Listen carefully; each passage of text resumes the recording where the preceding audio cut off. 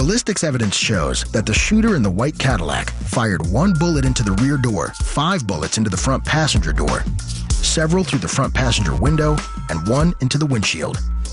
I was dealing with the sergeant, and I was told it was a .40 caliber Glock. We're going to continue this investigation. Hopefully, we'll come up with something that makes some sense of this unfortunate incident. The cops were there all night long. There was one witness, Yafafula, said that he could identify the shooter. Yafafula was an old friend of Tupac's, and he was riding in the car directly behind the one Tupac and Suge were in. So he was closer than anyone other than Suge. Yafafula, who was in the front seat with me, was staring out of the window. So he saw the Cadillac before it even approached the car. And he told the police right off, I saw who did it. And it's stunning to think that, okay, he said that, and they didn't say, yeah, who is it? But they didn't. They said, okay, we want you to come in and make a statement. And, you know, at some point in the future, they didn't even set a time. Detained on the street by police, Tupac's entourage are anxious to know their friend's condition.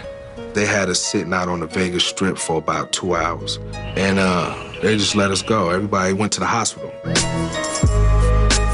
So it was definitely worse than any of us could imagine. They had breathing machines on him. He was bandaged and everything. In an attempt to stop the internal bleeding, doctors decide to take the damaged lung out. They make an incision in Tupac's chest. Then part of his ribcage is removed, allowing surgeons access to the area. The lung is collapsed and blood vessels tied off. Then it is clamped, cut, and removed through the incision. But the internal bleeding persists, and doctors simply can't find the source. Rap artist Tupac Shakur is reported in critical condition this morning in a Las Vegas hospital. He was shot while riding along the Strip in Las Vegas. It's 9 a.m. in Las Vegas. America is waking up to discover that Tupac Shakur has been shot. Police chase down leads after working all night at the crime scenes to collect evidence. Tupac has spent the night in the hospital undergoing multiple surgeries. What are Tupac's wounds, as far as you know? His wounds are he's suffering from multiple gunshot wounds to the chest and also has a wound to his thigh. He's undergone 2 series of surgeries. He's had a right lung removed. He's back in his room, and again, he remains in critical condition. Those bullets did a significant amount of damage to his body internally. The first bullet hit his right pinky finger and went through his hand. The second bullet hit his thigh bone, ricocheted into his abdomen, and ended up floating in his pelvis. The final bullet entered his chest underneath his arm and became lodged in his lung. The Las Vegas police had a very difficult time getting Suge Knight to agree to an interview. It took days. I mean, they should have held him that evening, but he had promised to come back. He stalled. Finally came in 3 days later with 3 attorneys. If anybody would have seen the shooter, I mean, Suge would have had the best view. Suge somehow didn't see the shooter. He just dummied up totally. He didn't know anything about anything, and he wasn't giving him anything. If you knew who killed Tupac, would you tell the police? Absolutely not. Why not? Because it's not my job. I don't get paid to solve homicides. I don't get paid to tell on people. If the authorities want to question me and talk to me, I will never talk to the police. If it's anybody who wouldn't say anything, who know how to keep their mouth shut and don't believe in the snitches and the rats, it'll be Suge Knight. We would like anybody who might have seen something other than the people who were there to come forward and enlighten us. They're telling us they didn't see anything, they don't know anything. It's been 4 days since the shooting. With no other leads, police revisit the brawl at the MGM and try to identify the beating victim, known only as Orlando.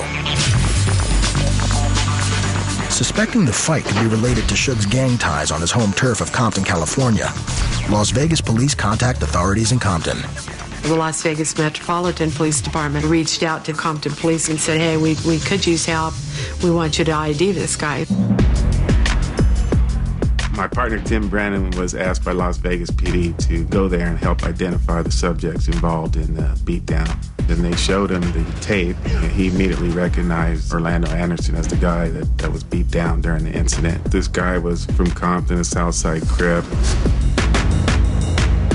At the time, we were investigating him on another murder where he shot the guy in the head. Word began to reach the police that Orlando Anderson and his little crew of guys had been involved in the shooting.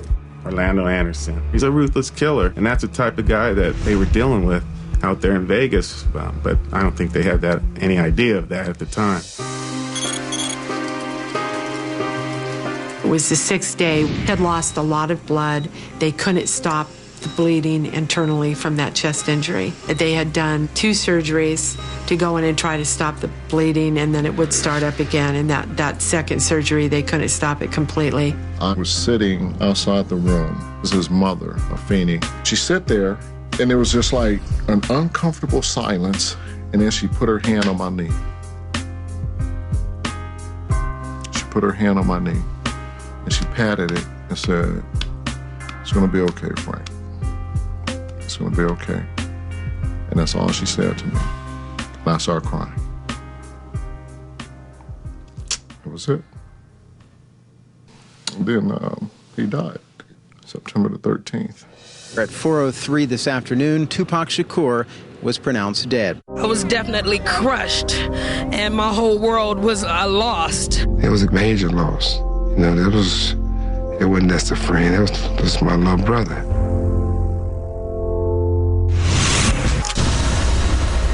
Weeks have passed since Tupac Shakur succumbed to his wounds. Las Vegas police are finally zeroing in on their prime suspect, Orlando Anderson, with an assist from the Compton PD. So my partner Tim Brannon came back, and we decided in a 2-week period to put together this massive gang search warrant. And we did this so we could help Las Vegas with their investigations.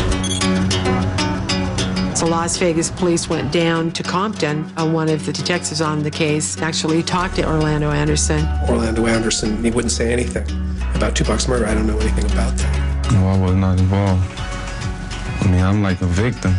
You know what I'm saying? I feel, you know what I'm saying, sorry for him. Vegas let Orlando go and said there wasn't enough evidence to arrest him. Basically, Compton police felt a little bit frustrated. They were convinced that there was enough to charge and convict Orlando Anderson of the murder, but they could never get the Las Vegas police to file. Other leads also run dry. After speaking with officers on the scene, the police's main witness, Yafu Fula, had said he would give a full statement to detectives, but promises to meet with the police are never kept. And 2 months later, Fula is shot in the back of the head. Yafu Fula's murder is the most troubling because it happened so quickly, and he was the best witness. Without having any witnesses or anyone being able to identify the suspect, it's essentially impossible to solve this thing.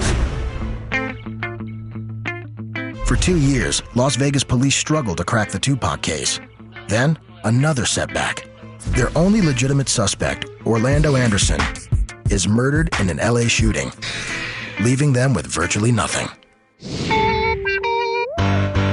As for other theories, from the beginning, rumors have circulated that Tupac's rap rival Biggie Smalls ordered the hit, or that Suge Knight may have been behind it. There are a lot of conspiracy theories, one of which is that Suge Knight ordered the hit because reportedly Tupac was going to leave Death Row Records. I don't know if I buy into that. I think it would be pretty brazen and risky to be in the same vehicle with the target of the hit. If somebody said that I had something to do with it, I didn't take it as a point where it bothered me. I took it as a point where that got to be the most stupidest mother in the whole wide world. Ultimately, Las Vegas police dismissed the theory that Suge had Tupac murdered. Some question the department's desire to solve the case at all. I was told by LAP detectives that when they went over to Las Vegas to talk to them, that the Las Vegas cops told them privately, look, we've been told that they don't want us to solve this crime. I was told by our higher up at Metro that it would be bad publicity having all these hip-hop people coming in for a trial. I think it goes beyond it's bad for tourism. I don't know. Somebody didn't want to solve it and it didn't get solved. Well over a decade later, the Tupac murder remains unsolved. And without fingerprints, eyewitness testimony, or the murder weapon, there's little hope police will ever officially solve it. When asked for the official comment on the case, Las Vegas police will only say, quote, it remains an open investigation. He had something to say. He had a message to deliver, and he was going to get that message to the world one way or another, you know, through life or death. There's a lot of details, a lot of truth to be told, and questions to be answered. We called him that night. I think at the end of the day, everybody needs some type of positive closure.